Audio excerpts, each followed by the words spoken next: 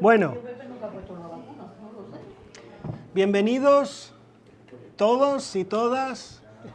Gracias por estar aquí en este evento esto es mucho más que una mera presentación de una nueva novela que ha salido y pronto vais a saber por qué. Algunos sabéis un poco, lo intuís, hay muchas personas sí que tienen una relación con este relato, con la novela 5 semanas en Granada, que acaba de salir, está prácticamente caliente todavía la novela, y he querido que se haga la presentación oficial en Granada en este lugar especialmente, que es el Hotel Navas, pero no siempre ha sido el Hotel Navas, sino antaño era el Hotel Victoriano Fuentes, y voy a contar más sobre eso cuando me toque el turno, pero estoy muy bien acompañado.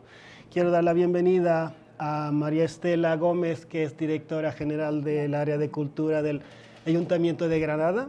Estoy muy contento de tener el apoyo del Ayuntamiento, y tengo a la familia propietaria, Porcel Hoteles.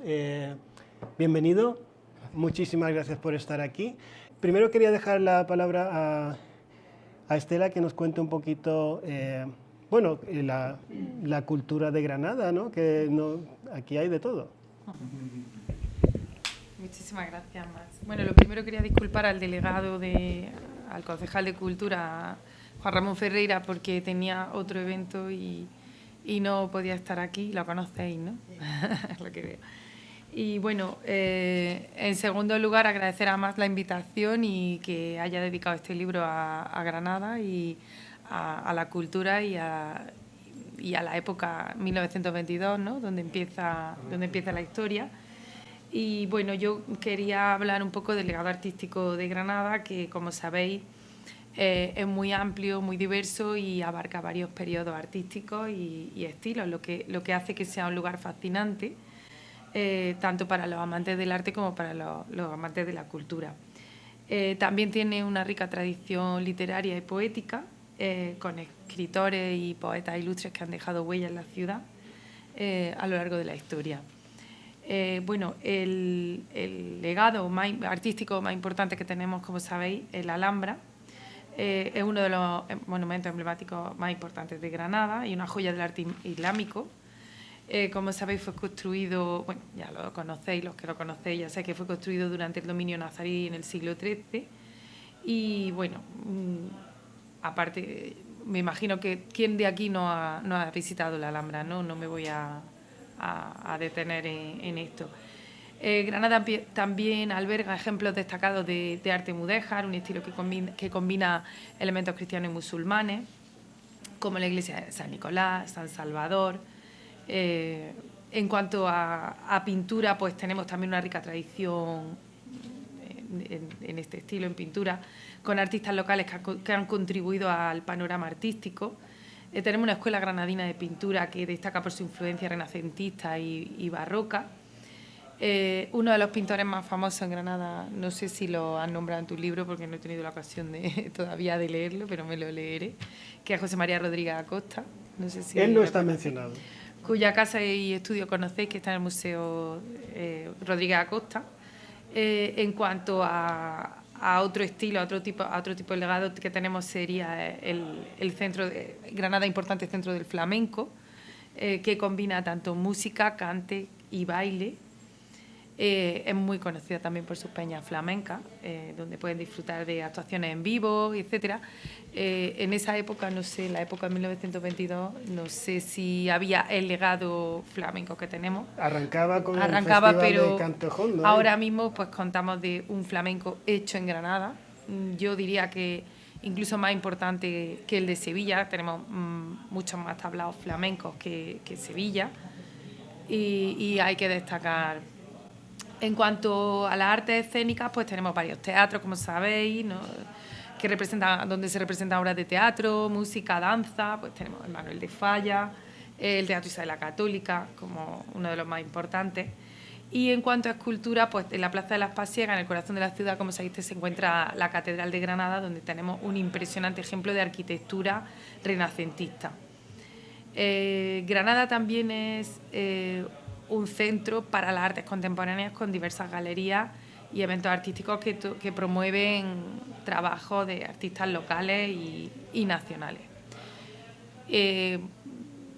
Si tenía alguna pregunta, no he querido especificar ni enrollarme mucho más porque venimos aquí a hablar del libro de Mats y bueno, poner un poco en contexto. Pero aparte de lo que es la Alhambra y las capillas reales, ¿qué dirías hoy por hoy qué es lo que más atrae a Granada a la gente? El Albaicín y la Cartuja, exactamente, sí. Y el barrio del Albaicín es lo más destacado, el Sacromonte. Tiene mucho tirón el legado, pues lo que he comentado del flamenco. Hay un flamenco que tenemos que potenciar por parte del ayuntamiento porque es muy específico de Granada y tenemos un elenco de artistas tremendo al que hay que darle visibilidad y potenciar su valor y su arte. Muchas gracias. Muchas gracias por recibirnos aquí y sé que has comenzado la novela, me has estado comentando Sí. y casi tienes ganas de irte para seguir, seguir leyendo. Pero coméntanos un poquito la historia vuestra. Bueno, pues en primer lugar, Matt, muchas gracias por querer hacer la presentación de tu libro aquí en este hotel, que la verdad es que una vez que lees el libro, no quiero desvelar mucho más, pero sí tiene todo el sentido del mundo porque el hotel en cierta parte es protagonista del libro, ¿no? Porque realmente los protagonistas, ya tendré ocasión de leerlo, cuando se alojan en Granada, se alojan aquí en este hotel y la verdad es que viven en el hotel, conviven, porque antes la convivencia en el hotel era un poco distinta a la que es ahora. Ahora llegas a hacer el check-in, como acaban de hacer unos clientes ahí en el mostrador, suben para la habitación y prácticamente no tienen relación con la gente que hacemos en el hotel o los trabajadores. Sin embargo, antes de ir en los hoteles se vivía. Un poco se vivía. De hecho, estaba comentando yo antes con Matt que realmente aquí teníamos gente alojada, pero viviendo. O sea, había 5, 6, 7 personas que vivían aquí de forma permanente. Y él me comentaba que había viajeros, viajantes, o eras tú quizás, que recibían incluso la correspondencia aquí en el hotel. O sea que, y se anunciaban. Y se anunciaban con la correspondencia aquí en el hotel. Entonces, bueno, era una hostelería un poco distinta, bastante distinta a la que es ahora, ¿no? Pero sí me gustaría destacar dos cosas de la obra de Matt, ¿no? de la novela esta de 5 semanas en Granada. Y es que refleja una Granada, realmente hemos estado comentando antes que no ha cambiado mucho desde principios del siglo XX, en 1922, cuando suceden los hechos de la novela, pero sin embargo sí ha cambiado mucho. Hay muchas cosas que ya no son la misma Granada y la verdad es que felicito a Matt por retraernos un poco la memoria, traernos a la memoria esta Granada desde los años 20, también este mundo tan convulso, porque España, en Europa estábamos entre dos guerras, no sabíamos muy bien lo que iba a pasar, en España estábamos en una época también muy convulsa, cada 2 por 3 había atentados contra el jefe del Estado, no sabías qué había pasado, Alfonso XIII tampoco se sabía muy bien, estaba empezando un poco a fraguarse la Segunda República, entonces era una época realmente muy convulsa en la ciudad. Y entonces, bueno, pues acaecieron muchos cambios en la ciudad y luego ya, bueno, pues tuvimos la dictadura y las cosas realmente estaban un poco congeladas. Sin embargo, después ya con la llegada de la democracia a la ciudad ha dado un cambio total. No sé si para bien o para mal. Yo creo que en la novela de Matt se rescatan muchas cosas que se han perdido y no quiero ser nostálgico porque hay que mirar siempre al futuro, pero a veces también se echan de menos. Y sí me gustaría destacar un par de cosas, y lo hemos tenido ocasión de comentar antes, y es de la calle, ya no tanto el hotel, que ahora quizá hable un poquito después, sino la propia calle Navas, ¿no? Ahora la conocemos todos, la calle Navas, como una calle de turistas, ¿no? Y realmente la calle Navas no era así, había un hotel, había luego un hostal también un poco más abajo, pero realmente la calle aquí vivía gente, vivíamos los granadinos y era una calle pues que tenía un buen comercio, como mucho en el centro de la ciudad, tenía sus carnicerías, tenía sus joyerías, tenía tiendas de ropa, tenía droguería, había juguetería, había una pastelería, o sea que era una calle que vivía la gente. Ahora, desgraciadamente, y eso no lo digo para bien, es una calle muy turística, pero aquí pasa a partir de las 11 de la noche y no hay nadie, o a las 9, a las 10 de la mañana cuando ya se han ido los turistas a visitar la Alhambra, está la calle muerta, la gente no ves por aquí gente con bolsas de la compra, ni gente paseando, ni nada, ¿no? Desgraciadamente eso ha pasado un poco en los centros de todas nuestras ciudades. Y ahí echo de menos un poco la novela tuya, que sí recoge ese espíritu de ciudad que vive su centro. Y yo lo reivindico, si se puede reivindicar en cierta parte eso. Y luego quería hacer un pequeño, no quiero tomarte más tiempo porque realmente tú eres el protagonista más, y es la forma de viajar de la gente. Cuando tenía oportunidad de leer el libro, y una de las cosas que me ha gustado, es que retrata una forma de viajar, realmente de viajar. La gente que viajaran viajeros, y ahora realmente son turistas, que prácticamente van haciendo check en la lista de ciudades que tienen que ver, o de monumentos que tienen que visitar, ¿no? Yo digo, a lo mejor no tengo razón, ¿no?, que para conocer una ciudad tienes que aburrirte en ella. Pasar tiempo sin, a lo mejor, paseando sencillamente, mezclarte con la gente, ir a actividades que, como hacen los protagonistas de la novela, de ir a un concierto de la banda de música de la ciudad, o ir a un bar donde se reúne la gente de la ciudad para ver cómo pasan la tarde, cómo celebran, o en el caso de Granada, ir a una corrida de toros que realmente unos suecos que vienen por aquí pues no habían visto en su vida. A lo mejor habían oído hablar un poco como folclore español de los matadores y la corrida de toros, pero fue a lo mejor por la canción esta de Carmen, ¿no?, de toreador, y esto no había oído hablar de los toros. Y ir a un sitio y tener el valor de ir a una corrida de toros, en este caso una novillada, ¿no?, pues la verdad es que significa que quieres implicarte con la ciudad, y es una forma de viajar que yo reivindico, y Matt también en su libro, y yo creo que eso se está perdiendo un poco. Entonces, bueno, pues destaco esas dos cosas. Y luego también, por último, sí sé por cosas que sí he podido comprobar, la labor tan ímproba y exhaustiva de documentación que ha hecho para escribir la novela. Yo lo alabo porque vosotras, que sois su hija, lo habréis vivido muy de cerca, pero realmente da gusto encontrarse con alguien que se mete tan a fondo en los temas y llega hasta el final de las cosas, ¿no? Y yo le aplaudo de verdad, porque es una labor preciosa. Y la novela te enamora. Yo os animo a que la leáis, porque yo empecé hace 3 días y la verdad es que no he podido leer mucho, pero corriendo ya casi voy.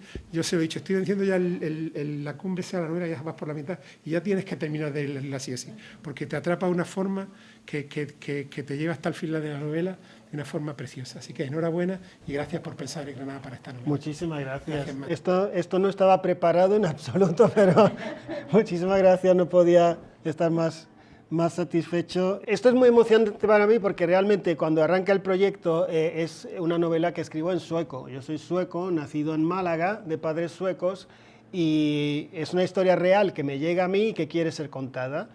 Y primero la presento como una serie de artículos, y casi 20 años después, pues de repente me viene que tengo que sacar la novela. Y según voy escribiendo la novela me doy cuenta de que esto no puedo dejarlo solo para los nórdicos, porque los granadinos tienen que conocer la historia. Y ahora es muy emocionante, he visto, a los suecos les ha encantado, sé que hay muchos suecos que vienen a visitar Granada a seguir los pasos de los protagonistas, que les ayudo con mi página web indicando los sitios. Pero esto es todo un reto ahora del público local granadino, que a ver si he metido la pata o si no, pero por ahora tengo esperanza de que igual pues he conseguido cautivar.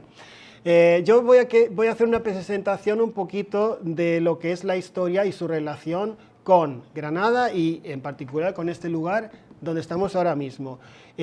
Muy brevemente, como os digo, yo nacido en Málaga, he dedicado toda mi vida prácticamente a dar a conocer España a los nórdicos.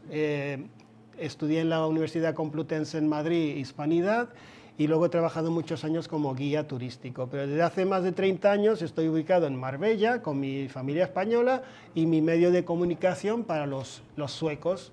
Tenemos revista trimestral, tenemos web, newsletter, un canal en YouTube donde hacemos videoreportajes y cubrimos toda la actualidad española. Y doy muchas conferencias, y ahora pues tengo el honor de algo titularme también escritor, hasta cierto punto. Bien, estamos en el antiguo Hotel Victoriano, que realmente se llamaba Victoriano Fuentes. ¿Cómo sé que fue así? Pues se ve en la publicidad de la época. en la prensa granaína, pues se publicitaba el hotel con este nombre, Victoriano Fuentes. No ha sido fácil localizar lo que era el Hotel Victoriano anteriormente porque, entre otras cosas, la calle aquí fuera ha cambiado de nombre varias veces. Ha ido intercambiando entre calle Navas, Méndez Núñez, volvió a ser Navas, etc. Y aquí veis, he encontrado algunas cosas de la prensa y de la publicidad antigua que promocionaba este hotel. Esa la he visto yo, la azul no, pero la otra la he visto yo. La Granada. Era una etiqueta que dábamos para las maletas. Sí. Y se ponía una pegatina en las maletas con el nombre del hotel. Y ese he llegado yo a verla. Y había uno junto con el otro hotel también que teníais, hotel, Universal. Exactamente. Que el Hotel Victoriano, la dueña fallece, María Hermilla, creo recordar que se llamaba, fallece sin herencia, sin herederos, y decide donarlo en partes iguales a 4 asociaciones benéficas de Granada. Esto lo encontré en los archivos, he estado buceando en los archivos municipales y provinciales aquí en Granada, y ahí estaba la documentación. Y fue de estas asociaciones que la familia Porcel compraron en 1959, compraron el hotel y luego se convirtió en el Hotel Navas. Y de cara a la Expo de Sevilla en 1992 se hizo una reforma total del edificio, con lo cual lo único que se mantiene de lo que era el antiguo Victoriano es la fachada. Todo el interior ha cambiado. Y esto a mí me ha dificultado un poco el relato, porque yo he querido ser lo más verosímil posible, pero una de mis derrotas, de lo que no he conseguido, es un plano de lo que era el antiguo Hotel Victoriano. Entonces he tenido que adivinar un poco cómo era la distribución del hotel y sus recovetos. No fue siempre hotel. También añadir que en 1911 hubo un incendio importante. Por suerte no hubo que lamentar pérdidas humanas, pero se destruyó, hubo que derruir completamente y montar un edificio nuevo. Con lo cual, esto era uno de los edificios más modernos de la Granada de esta época. No tenía 10 años y pico el edificio cuando llegan nuestros protagonistas. Y antes era una licorería. Ah, qué bien. Ya sé dónde me viene a mí. Sí. García Hernández, dueños de la acreditada fábrica de aguardientes de Armilla, recomiendan a los consumidores que el anís Polavieja y Mañana de Colón es lo más superior. Este es un anuncio de finales del siglo XIX de la prensa. Calle Navas 24. O sea, aquí había una licorería antaño también. Cosas que encuentra uno cuando bucea. En fin. Ya era entrada la noche del Viernes Santo de 1922, cuando por no esta puerta, sino por la otra, que es el comedor ahora, que era la entrada de la recepción, entraron 2 personajes, 2 suecos recién prometidos, que eran pintores, se llamaban Nini Billing y Sigge Jernmark. Residían en París, como todo artista de cierta ambición, ¿no? Ahí compartían, estudiaban arte, se formaban como artistas, pero también viajaban por toda Italia, por toda Francia, y el sueño de visitar la exótica España, que no eran muchos los que lo visitaban por aquel entonces. Viajaban en tren, estuvieron en Madrid, visitaron el Prado varios días, en Toledo, en Córdoba, estuvieron durante la Semana Santa viendo las procesiones en Córdoba, y la noche del Viernes Santo entran por esta puerta y se alojan en el Hotel Victoriano. Como no estaban casados y eran tiempos diferentes, no querían armar un revuelo, pues siempre reservaban habitaciones separadas. Aquí se alegraban de tenerlas contiguas, porque a Sigge le adjudicaron la habitación número 9 y a Nini la número 11, que eran seguidas. Si me permite, sí. Se pedía el libro de familia. Cuando Para venían 2 comprobar, personas que eran... Fíjate. Y no estaba claro, se pedía el libro de familia en aquella época. Ahora, venían enamorados, encantados de vivir, conocer esta maravillosa Granada, la cual habían oído hablar tanto. Lo que desconocían era que a una le quedaba menos de 5 semanas de vida. Y de ahí viene el título de la novela 5 semanas en Granada, que es el núcleo de la historia que relato. Los que la estáis leyendo sabéis que también la novela relata un poco cómo se llega a conocer esta historia, entonces el lector va saltando entre el presente y el pasado y va siguiendo hilos paralelos, la historia de Sige y Nini y la historia de cómo yo, entre otras personas, nos vemos involucrados personalmente en estas indagaciones. ¿Por qué vinieron Sige y Nini a Granada? Hay un pintor que no se ha mencionado que sí que ha tenido un papel muy importante para atraer a otros aspirantes o artistas a Granada, que era Mariano Fortuny, que era un pintor catalán que fue corresponsal de guerra en África y ahí se enamoró de la cultura musulmana. Y buscando esta cultura se vino a Granada porque Granada tenía todavía unos rasgos muy del mundo islámico. Lo que hizo Fortuny, que era una revolución, era que transformó el arte, porque hasta esa fecha el arte en Granada era prácticamente todo religioso, eran iconos, vírgenes, etc. Él pintó la realidad, los personajes, y sus pinturas inspiraron a muchos aspirantes y artistas que dijeron, uy, esto yo lo quiero pintar también, yo me voy a Granada. O sea que la Alhambra, por supuesto, pero para los pintores Fortuny era un personaje que realmente les hizo venir a Granada. Vamos a saltar a donde se inicia realmente el relato de la novela, que es en octubre de 1996. Había un guía sueco que se llamaba Ole Jacobsson, que tenemos aquí en la imagen, que era un guía que desde principios de los años 60 venía, cada semana traía a grupos, a suecos, a nórdicos, a visitar Granada, la Alhambra. Eran el tipo del charter, cuando empezaba, todavía estaba Franco y la dictadura, pero ya se estaba abriendo España, se estaba permitiendo la entrada de estos turistas, sobre todo en la Costa del Sol, y Ole Jacobsson había venido durante décadas a Granada. Y precisamente esta vez, en octubre del 96, venía, pero esta vez iba a hacer algo que no había hecho antes, y era visitar el cementerio de San José, porque había recibido una carta de un compañero suyo que era pariente de un pintor sueco relativamente conocido, que se llamaba Gösta Sandels, y era un pintor que pertenecía a la escuela de Gotemburgo, a los coloristas de Gotemburgo. Este es un autorretrato de Gösta Sandels. Falleció con solo 32 años en Granada, en su luna de miel. Gösta Sandels se vino por Mallorca, vinieron a Granada y ya llegó enfermo, y aquí ya había cogido el tifus y se cayó por el balcón de su hotel. Entonces, al final falleció por los daños de la caída, pero había contraído el tifus y fue enterrado en el cementerio de San José. Y el pariente le escribe a Ole, dice, mira, sé que ahí tiene una tumba, han colocado una roca de granito de Suecia, y me gustaría que visitara la tumba y me dijeras en qué estado está, porque hace muchos años que no ha ido nadie. Y Ole, intrigado, curioso, fue a visitar el cementerio y encontró la tumba, pero lo que no había imaginado es que iba a encontrarse otra lápida justo al lado, que era esta, una lápida en la sección que se llamaba el patio civil, que era la parte donde se enterraban los no católicos. Y la lápida decía que era una tal Nini Billing, que nació en Gotemburgo en 1888 y falleció en Granada en 1922. Hasta ahí leía, no se sabía más.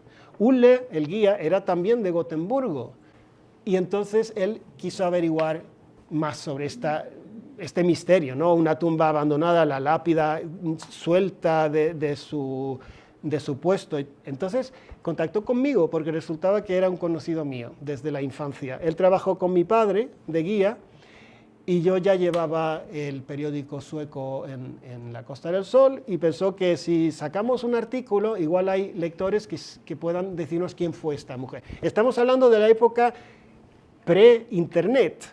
O sea, esto no era para googlear, sino esto era investigar e intentar averiguar si alguien sabía algo. Y así fue.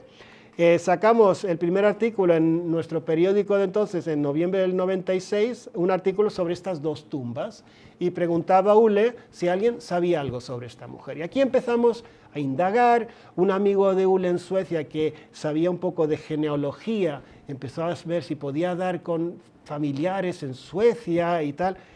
Y esto llega a una serie de artículos y poco a poco descubrimos que Nini Billing era de una familia aristócrata bastante conocida en Suecia, era pintora.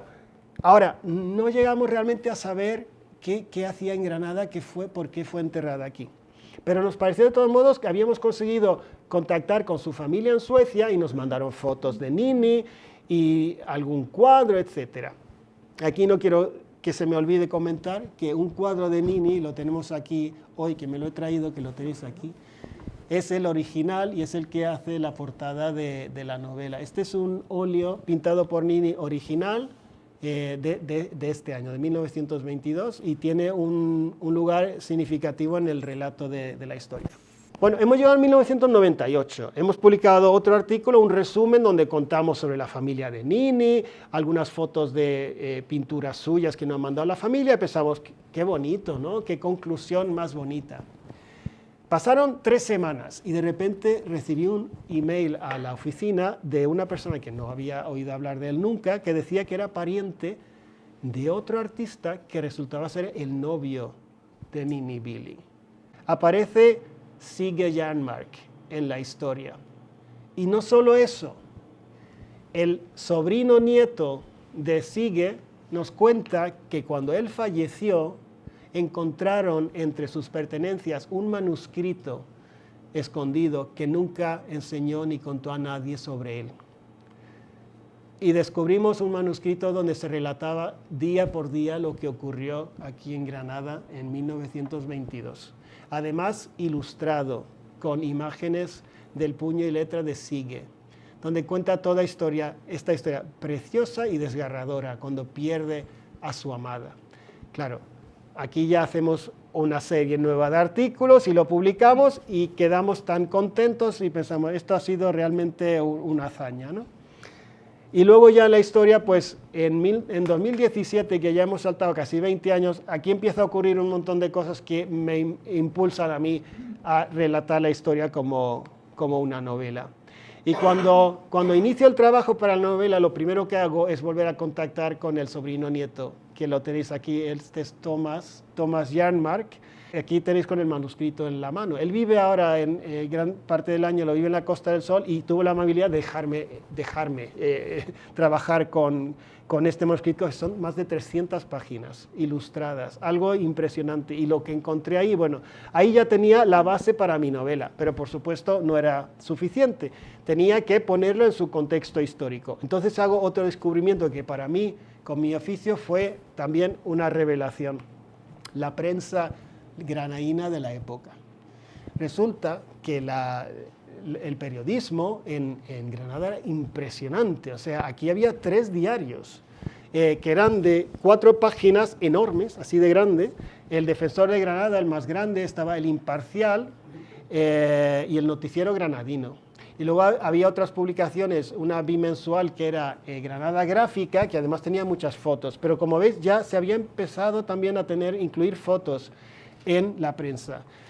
Y hay un archivo fantástico andaluz con toda la prensa de entonces que me he podido leer todas las noticias, todo lo que ocurrió en Granada durante este periodo me lo he tragado. Y ha sido un placer, porque era una época apasionante, y me he tenido que contener, porque había tantas cosas que quería contar que iba a aburrir al lector, así que he estado tirando y quitando cosas que he escrito. Pero la época que descubro es 1922, es cuando empieza a verse cada vez más coches a motor. Todavía vemos los carruajes, los caballos, pero ya cada vez más hay coches. ¿Y qué aporta, además de la información, de las noticias, qué aporta la prensa, que es de un valor enorme para poder relatar la época? Los anuncios, ya he hecho alguna referencia a los anuncios del Hotel Victoriano. Pues aquí podría averiguar qué coches se vendían. El Ford era uno de los más comunes, pero claro, si querías un buen coche tenías que pagar un poco más de 10.000 pesetas, ¿no? también llegó a descubrir, lo cuento en unos capítulos, que justo en estos días hay un pequeño revuelo porque el precio de la gasolina llega a la peseta por litro. ¿Os imagináis?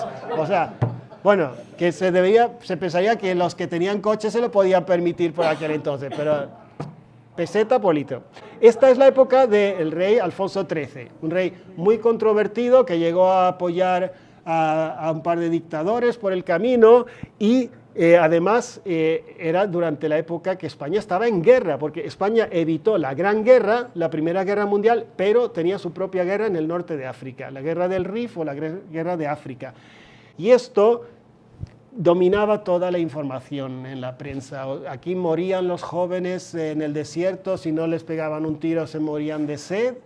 Y además la economía era un desastre, o sea, la inflación era elevadísima, el déficit no paraba de crecer, que hay un día en estas fechas que vuelve el 4º Ligero, que es un batallón de Granada, vuelve del frente y aquí se monta como un carnaval cuando reciben, porque además de todos estos centenares de jóvenes solo habían fallecido un puñado de ellos, que se veía como un milagro. Todos fueron en procesión a la capilla de la Virgen de las Angustias para prestarle gratitud por todo esto, y se conquistaba el aire con los biplanos. España estaba montando su primera fuerza aérea y los empresarios de Granada habían hecho una colecta para comprar un biplano para el ejército, que fue nombrado Granada.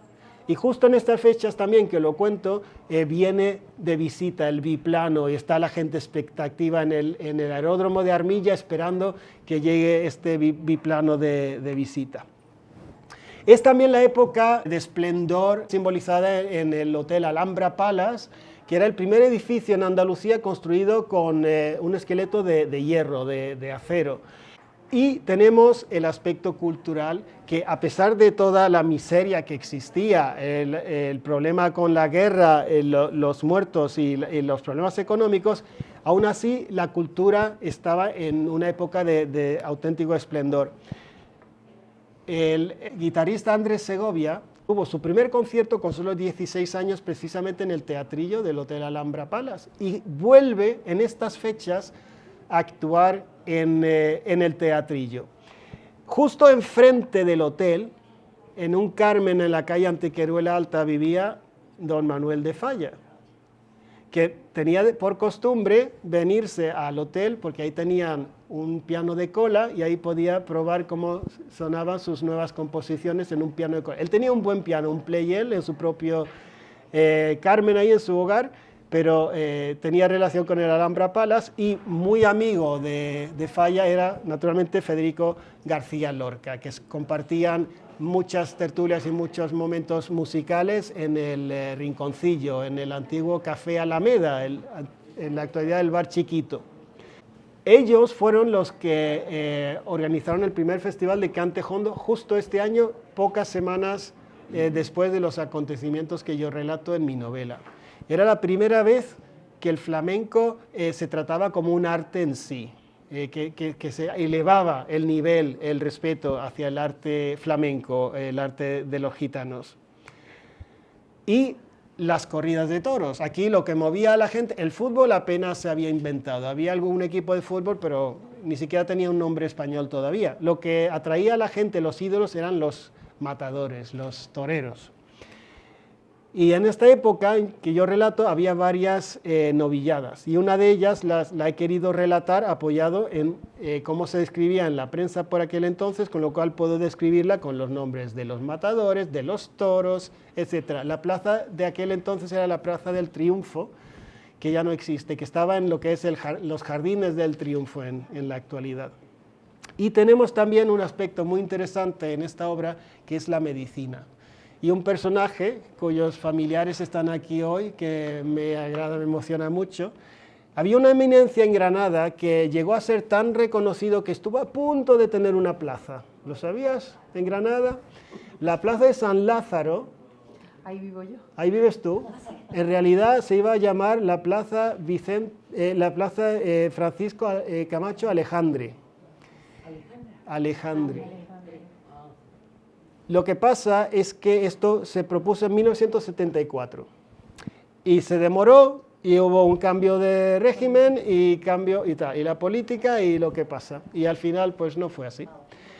Pero él fue una eminencia, fue un personaje realmente fascinante que descubrió una enfermedad bastante conocida, que es el botón de Oriente, o la leishmaniosis cutánea, y fue el médico jefe, el cirujano jefe en el Hospital San Juan de Dios, que también la historia de San Juan de Dios y el hospital es fascinante, y ahora verlo resucitar poco a poco es muy emocionante. Entonces también forma parte, porque él tiene un papel también importante en la segunda parte de la novela.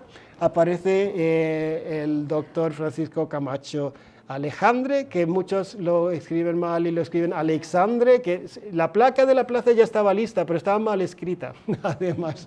Así que tendrían que haberla cambiado si se hubiese levantado. La novela contiene un montón de referencias y citas literales. O sea, tengo citas de artículos que se han publicado, de cartas entre personajes, y también, por supuesto, el manuscrito de Sige. Cuenta en su manuscrito que él iba todo el tiempo con una guía que por aquel entonces era la que todos usaban, el Baedeker Spain and Portugal. Yo conseguí encontrar una copia de esta para poder sacar extractos en mi novela, y luego me encuentro, por casualidad, me quedé en el Hotel Alhambra Palace, tenían en su vitrina expuesta una de 1914, que yo, cuando me dejó verlo Ignacio, lo sacó y me dejó, digo, como ponga Sige firmado aquí ya me da algo, si es el ejemplar de Sige ya no me creo. No. Y por supuesto, el manuscrito de Sige ha sido impresionante. No solo tenía sus relatos, sus dibujos, tenía plantas prensadas, usaba el manuscrito como prensa. Esto es bugambilla de hace 100 años y hojas de olivo, o sea, tocarlos, era un contacto que tuve directo con estos personajes de hace 100 años. Yo en mi vida me podría haber imaginado, cuando empecé esta aventura, la de cosas que se podría averiguar y de cosas que pasaron hace 100 años, y además cosas tan sorprendentes, porque toda la lectura, toda la novela es un sinfín de no puede ser. No puede ser. Pues sí, pudo ser. Una de las cosas que me inspiró, entre muchas, del proyecto fue, viendo los dibujos de Sige, cómo Granada en gran parte se mantiene todavía igual, y además lo preciso que era Sige, que lo que parece que son bocetos así muy rápidos, lo hizo además 3 meses después, una vez en París, de vuelta, pero él tenía sus bocetos de anteriores y tal. He querido compaginar sus dibujos con imágenes reales de la Granada de hoy, y lo acompaño en este vídeo que he creado con música de Albéniz de Granada, tocado por supuesto por Andrés Segovia.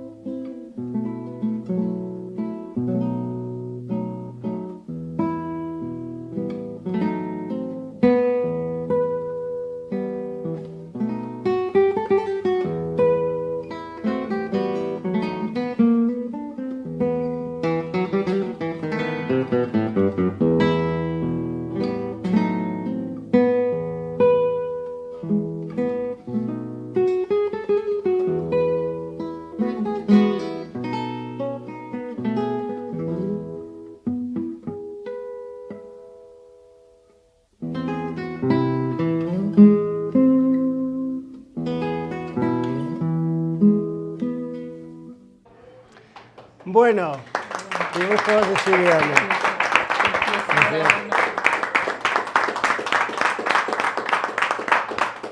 Pues es lo que os quería contar. Empieza la promoción de la novela. Poco a poco espero poder venir de visita, hacer alguna lectura quizás. La novela se encuentra ya en varias librerías. Está en la librería Picasso, Moriarty, Babel, y luego están las grandes plataformas. Y yo, si os gusta la novela, por supuesto, sin compromiso, me encanta que corra la palabra y que la gente conozca, sobre todo la historia se lo merece. Es una historia realmente bonita.